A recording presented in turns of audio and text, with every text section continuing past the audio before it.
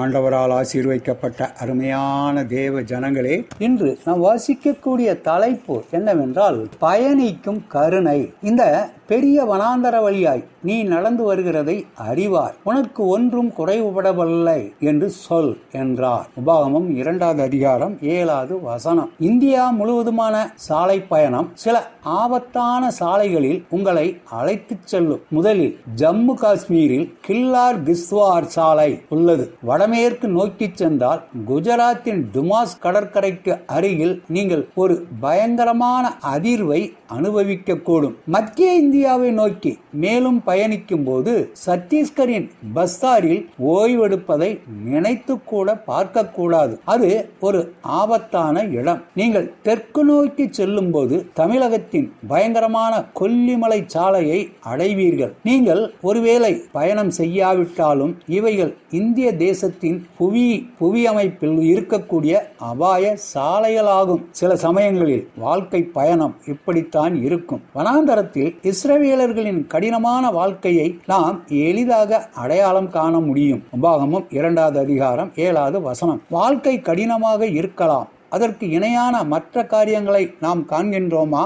நாம் நமது சொந்த பயண திட்டத்தை உருவாக்குகிறோம். தேவனின் வழியிலிருந்து திசை மாறுகிறோம். உபாகமம் 1வது அதிகாரம் 42வது வசனமும் 43வது வசனமும். இஸ்ரவேலர்களைப் போலவே நம்முடைய தேவைகளை பூர்த்தி செய்வதை பற்றி நாம் அடிக்கடி முணுமுணுக்கிறோம். என்னாகமம் 14வது அதிகாரம் 2வது வசனம். நமது அன்றாட கவலையில் நாமும் தேவனின் நோக்கங்களை சந்தேகிக்கிறோம். வசனம் 11. இஸ்ரவேலர்களின் கதை நம் சொந்த கதையில் மீண்டும் மீண்டும் இடம்பெறுகிறது. நாம் அவருடைய வழியை பின்பற்றினால் ஆபத்தான சாலைகள் நம்மை அழைத்துச் செல்லும் இடத்தை விட மிக சிறந்த இடத்திற்கு அவர் நம்மை அழைத்துச் செல்வார் என்று தேவன் நமக்கு உறுதியளிக்கிறார். நம் தேவைகள் ஒன்றும் குறைவுபடாது. உபாகமம் 2வது அதிகாரம் 7வது வசனம். பிலிப்பியர் 4வது அதிகாரம் 19வது வசனம். இதை நாம் ஏற்கனவே அறிந்திருந்தும் அதை செய்ய தவறிவிடுகிறோம். நாம் தேவனின் பாதையை பின்பற்ற வேண்டும். இன்னும் சில மணி நேரம் காரில் பயணம் செய்தால்